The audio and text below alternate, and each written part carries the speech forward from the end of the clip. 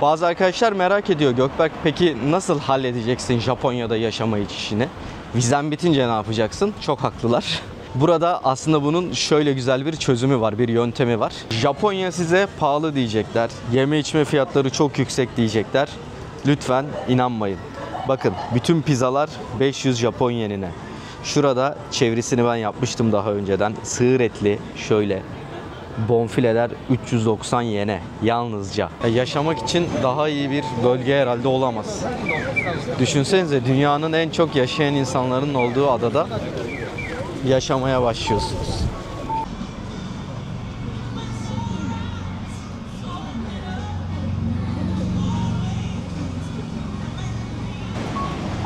Günaydın, merhaba Okinawa adasından, Naha bölgesinden, merkezden.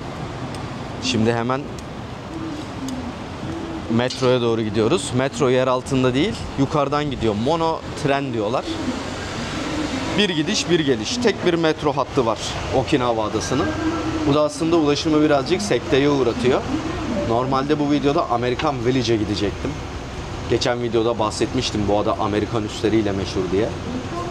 Birazcık da ben geç uyandım. Benim de hatam var. Şöyle bir baktım şimdi saatlere.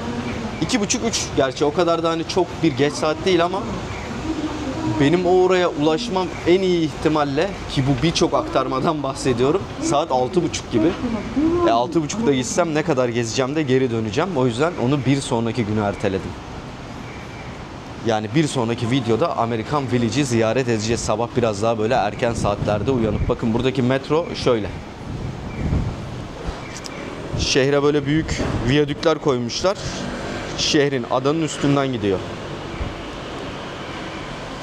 Burada benim Tokyo'dan almış olduğum kart geçerli. Aiki kart diye geçiyor. Hatta şimdi onunla giriş yapacağız. Farklı bir yere gidiyoruz. Adanın farklı bir bölümüne gidiyoruz şimdi. Evet. Bunun da geçerli. Fakat otobüslerde geçerli değil. Bu adayı çok sevdim. Şimdi ben bir yolculuğumu tamamlayayım. Size ada hakkındaki tecrübelerimi anlatacağım. Hem de böyle şimdi adanın farklı bir bölümünü ziyaret etmiş olacağız. Videonun sonlarına doğru da bir yemek yerine gideceğiz. Tek bir restoran değil bu arada. Restoranlar bölgesi. İddia ediyorum ne Tayland'da, ne Vietnam'da, ne başka bir uzak doğu, Güneydoğu Asya ülkesinde bu kadar ucuza, bu kadar lezzetli yemekler yok. Böyle de büyük bir iddiam var bu ada hakkında. Şimdi şu yolculuğu tamamlayalım, inelim. Adanın farklı bir bölümüne gidiyoruz.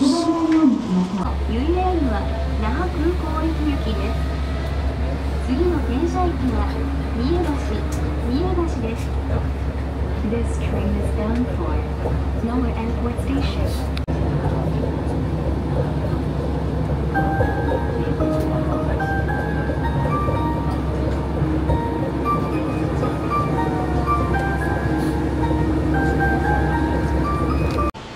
Trenden indikten sonra beni şöyle bir manzara karşıladı. Bir karpostal gibi gözüküyor şu anda. Videoya ne kadar yansıyor bilmiyorum ama bir karpostal gibi. Çok güzelmiş. Yalnızca bir durak geldim. Ada gerçekten büyük bir ada. Küçük bir ada değil. Ve şu anda aslında mevsimsel olarak burası 12 ay boyunca tropikal bir iklim. Fakat normal sezonda, yani Türkiye'nin aslında sezonuyla aynı. Yazın buraya geldiğimizde muhteşem deniz, muhteşem dalışlar, okyanusun en berrak suları burada. Genel olarak ben insanların da yorumlarını okuyunca kendinizi tam bir tropik adada hissedebileceğiniz birkaç noktadan, birkaç adadan biri aslında Okinawa adası. Ben buraya bayıldım. Artık belli bir süre geçirdiğim için yavaş yavaş restoranlarla tanıştım. Birkaç tane böyle gece oturabileceğim bar, pub, kulüp, bunlarla tanıştık. Oradaki çalışanlarla, işte bazı arkadaşlarımızla güzel ilişkiler kurduk. Marketim artık beni tanıyor. Otelimle aram çok iyi. Otel sahibiyle ve değerli eşiyle. Yani tam anlamıyla hani bu konfor alanı yaratmak diye bir deyim çıktı ya son yıllarda. Konfor alanımı bırakıp gidiyorum. Konfor alanı sizin düşmanınızdır. Bunlar külliyen yalan. konfor alanı bizim dostumuz arkadaşlar. Hele hele tabii ki de böyle güzel bir adadaysak konfor alanı bizim en büyük arkadaşımız. Hava şu anda kapalı fakat soğuk değil. Şu herhalde benim tahminim 21-22 derecelerdeyiz. Fakat bugün birazcık rüzgarlı gösteriyordu.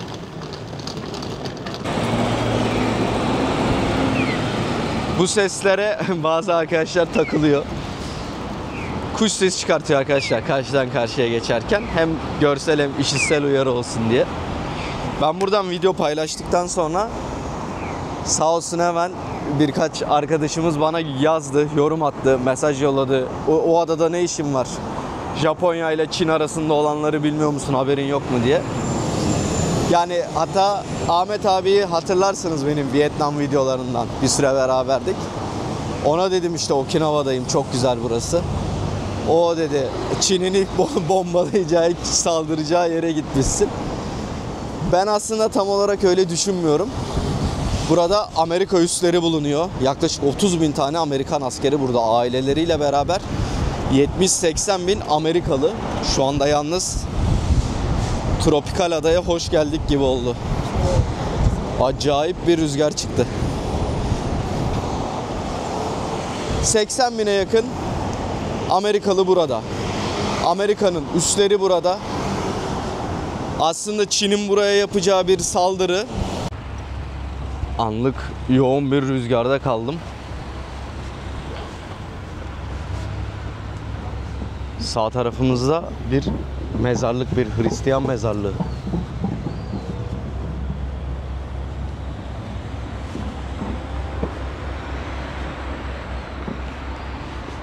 Tam Çin'le Japonya arasındaki gerilimden bahsediyorduk.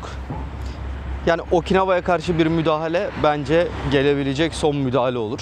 Yalnız ben böyle söyledim, bundan bir hafta sonra haberlerde Çin Okinawa'ya çıkartma yaptı. Yok sanmıyorum. Çünkü aslında buraya yapacağı çıkartma direkt Amerika Birleşik Devletleri'ne yapacağı bir çıkartma olur. Bu da çok olası gözükmüyor. Adanın sahil bandına, deniz bandına doğru yaklaştık. Çok güzel sahiller, çok güzel plajlar var bu adada. Fakat şu anda sezon tam olarak böyle denize girmelik bir sezon değil. Daha baharda, yaza doğru gelirsek umarım tekrardan yolumuz düşer buralara. O zaman zaten bütün sahilleri tek tek gezeriz.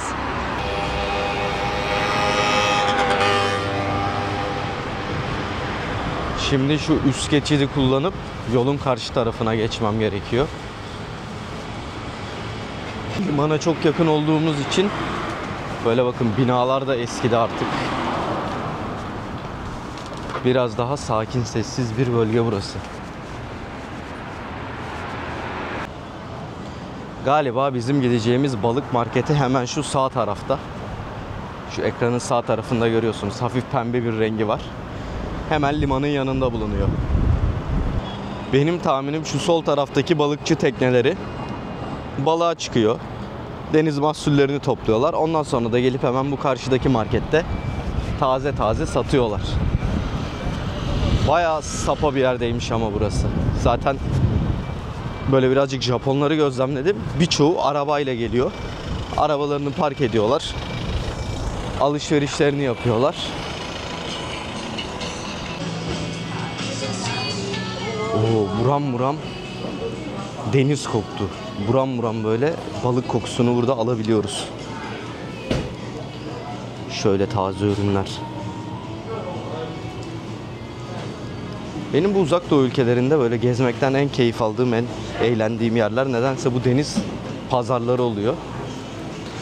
Anladığım kadarıyla buraya gelip bu taze ürünlerden sipariş verip oturup burada da yiyebiliyoruz. Fakat yavaş yavaş böyle birazcık toplanmaya başlamış insanlar şu anda. Yani açıkçası bilmiyorum, ya ben geç geldiğim için birazcık beklentimin çok altında kaldı veya çok da büyük bir market değilmiş.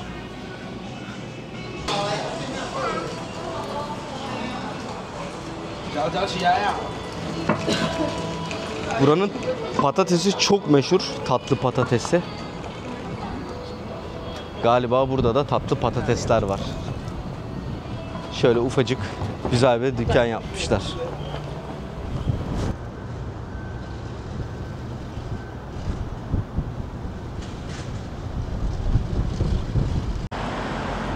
Yaşamak için bir şehir, bir ülke arıyorum. Bazı arkadaşlar merak ediyor. Gökberk, peki nasıl halledeceksin Japonya'da yaşama işini? Vizen bitince ne yapacaksın? Çok haklılar. Burada aslında bunun şöyle güzel bir çözümü var, bir yöntemi var. Tamamen yasal bu arada bu yöntem. Sanki konuşmam şöyle hani bu işi halledeceğiz bir şekilde gibi değil. 2 yıllık dil okulları var arkadaşlar burada. Gelip burada Japonca öğrenebiliyorsunuz 2 yıl boyunca ve hükümetin şöyle bir güzelliği de var. Diyor ki sana o 2 yıl boyunca hem dil okuluna devam edip hem de belli saatler arasında çalışabilirsin. Dil okullarının da yaklaşık ücreti $5.000, $6.000 civarlarındaymış internette yazılana göre. Tabii ki de daha detaylı bir şekilde araştırmak gerekiyor bu durumu. Yani aslında burada yaşamaya karar verirsen ve 2 yıl boyunca oturum izni alıyorsun. Aynı zamanda çalışıyorsun, Japonca öğreniyorsun. Ve part time dahi çalışsan Japonya'da iyi paralar kazanabilirsin. Dünya geneline göre. Belki Japonya için iyi paralar olmayabilir çünkü Japonya pahalı bir ülke. Fakat belki de dil okulunun parasını 4 ayın 5 ayın sonunda çıkartacaksın ve 2 yıllık oturum iznin olacak. 2 yılın sonunda da zaten artık Japonca da öğrenmiş olduğun için 2 yıl bu ülkede kaldığın için bir şeyler yapabilirsin diye düşünüyorum. Yani bir gün Japonya'da yaşamaya karar verirsem benim yöntemim bu olacak. Bunun da size böyle bilgisini vermiş olayım. Bu konuyu daha detaylı bilenler varsa bana bu videonun altına yorum olarak yazarlarsa da çok mutlu olurum. Gerçekten çünkü ihtiyacım var aslında bu bilgilere. Yarın öbür gün başka bir ülkeye gideriz. O ülkede de başka bir durum söz konusudur. Başka bir şekilde oturum izni almak vardır. Bazı ülkeler gerçekten bu konuda daha esnek olabiliyor. Belli bir para karşılığında dahi belli yıllar oturum izni verebiliyor. Ya Japonya özelinde konu böyleydi. Merak eden arkadaşlar olmuş. Onu açıklamak istedim. Geldik merkeze. Navigasyonsuz balık pazarının oradan buraya kadar yürüdüm. Ben artık bu adayı öğrendim. Hani böyle kendi evinizde gözünüz kapalı olsa bile hangi odada nerede olduğunu hissedersiniz ya. Yer yön duygunuz artık özellikle kendi evinizde. Gözlerinizi böyle bir bantla kapasam ben salondayım, ben mutfaktayım, şimdi koridorun ucundayım dersiniz. Okinawa'da benim için öyle olmuş. Şu an bunu anladım. Navigasyonsuz buraya gelirken ekstra mutlu oldum. Şehrin bu bölümü en hareketli, en turistlik, en eğlenceli bölümü. Zaten bizim de yemek yiyeceğimiz yerler bu bölüme yakın. Şöyle bakın, üstte açık arabamızda Japonlar şovlarını yapıyorlar. Bize de lazım. Bu adada yaşarsak bize de böyle bir araba lazım. İnşallah yaşarız. Siz de gelirsiniz buraya. Benim misafirim olursunuz. Beraber sizi alırım. Tropikal adada böyle üstü açık. Türkçe popumuzu açarız. Böyle gezeriz. Nasıl bir harekete geldik. Bakın az önceki yer nasıldı, şimdiki yer nasıl.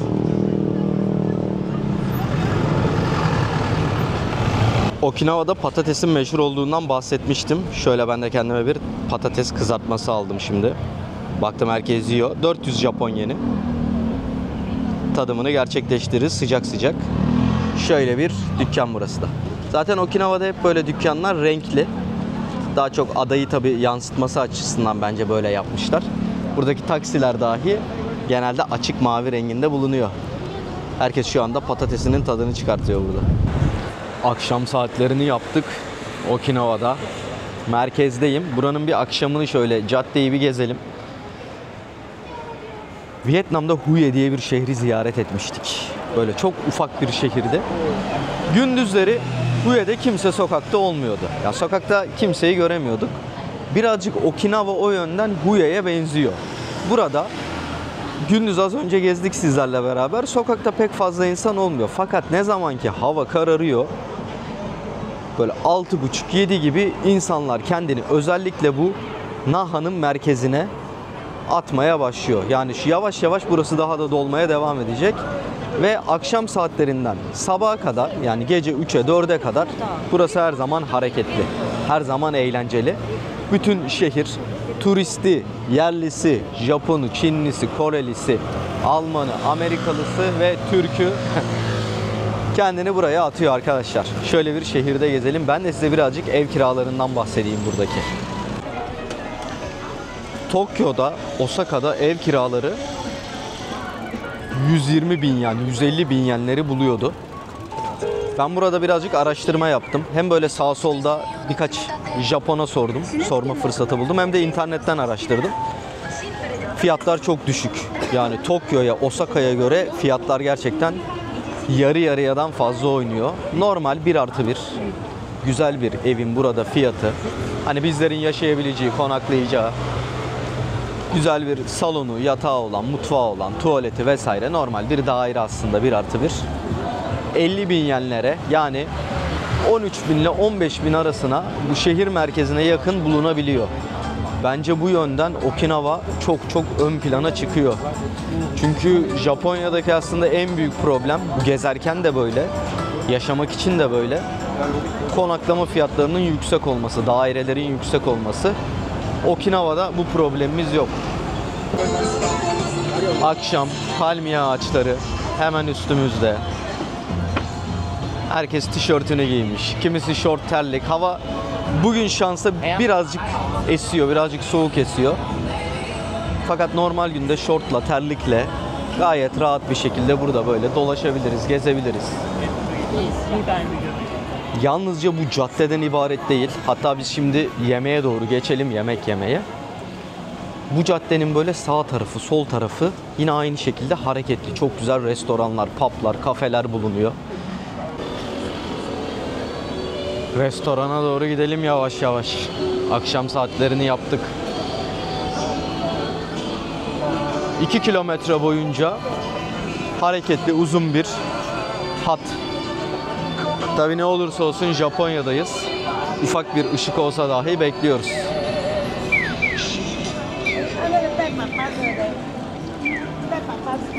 Şimdi birazdan ara sokaklara gireceğiz. Açıkçası bu caddeden ziyade benim o ara sokaklar çok daha fazla ilgimi çekti. Keşfedilmeye çok açık güzel yerler var. Burası dünyanın en uzun yaşayan insanların bulunduğu bölge. Blue Zone bölgesi olarak geçiyor. Valla Japon yaşı büyük hanımefendiler, beyefendiler de şu an kendilerini sokaklara atmışlar. Onlar da geziyorlar. Yaşamak için daha iyi bir bölge herhalde olamaz.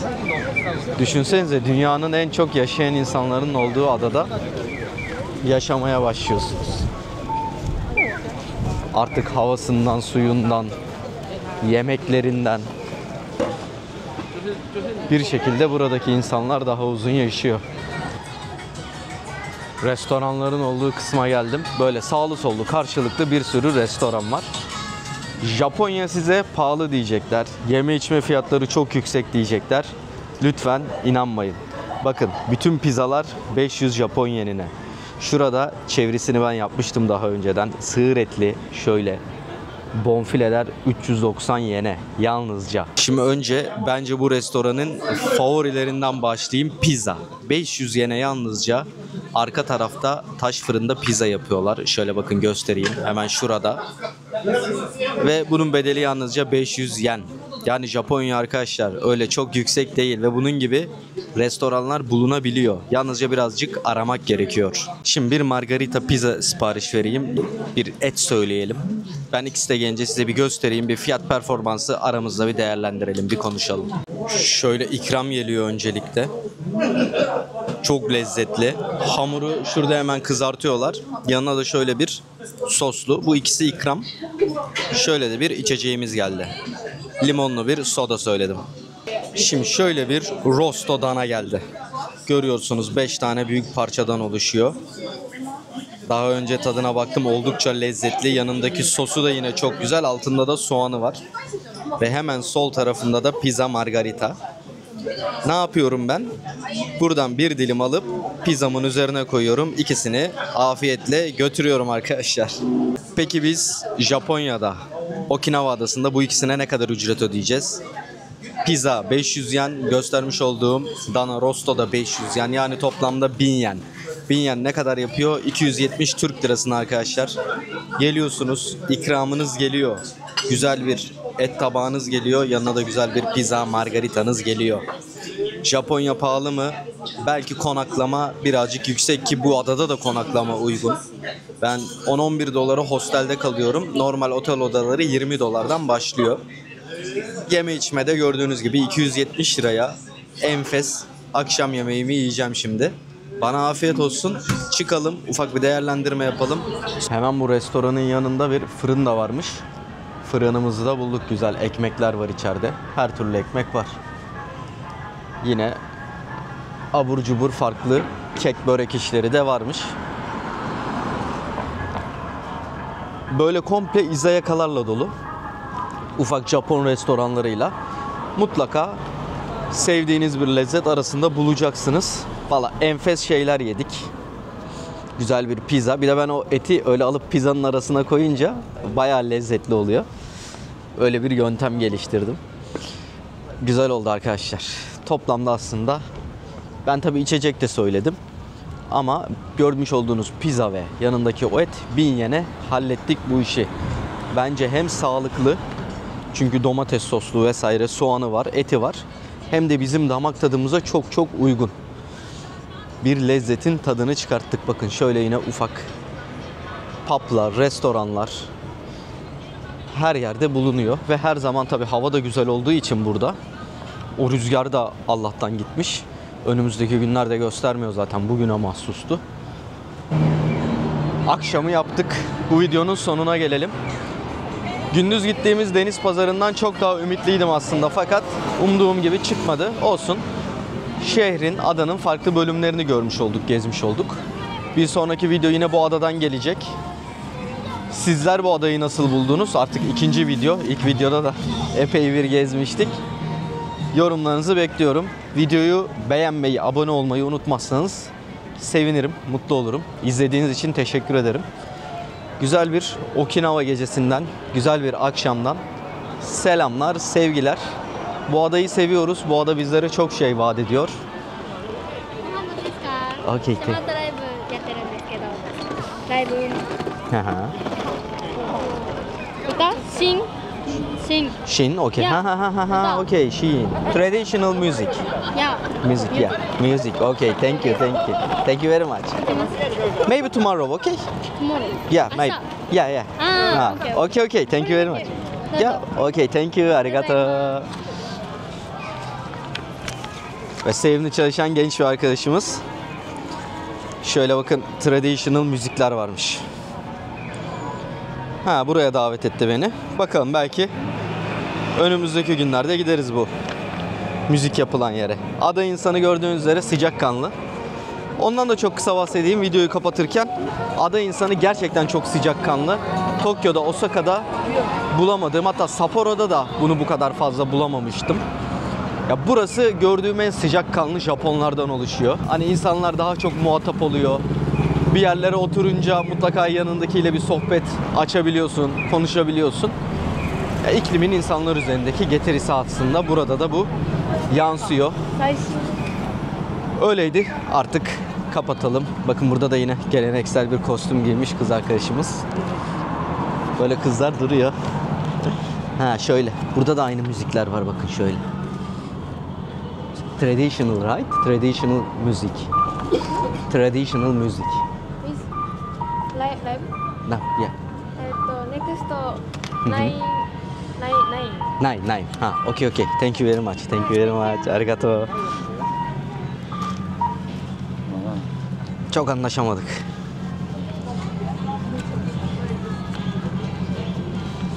Orada da farklı bir traditional müzik varmış. Güzel. Hoşça kalın. İyi bakın kendinize. Arkadaşlar, Japonca bilmek gerekiyor. Japonca öğrenmek bu ülkede yaşamak için şart. En azından A2, B1 seviyesinde Japonca ya öğreneceğiz ya da öğreneceğiz. Başka yolu yok. Hoşça kalın. İyi bakın kendinize.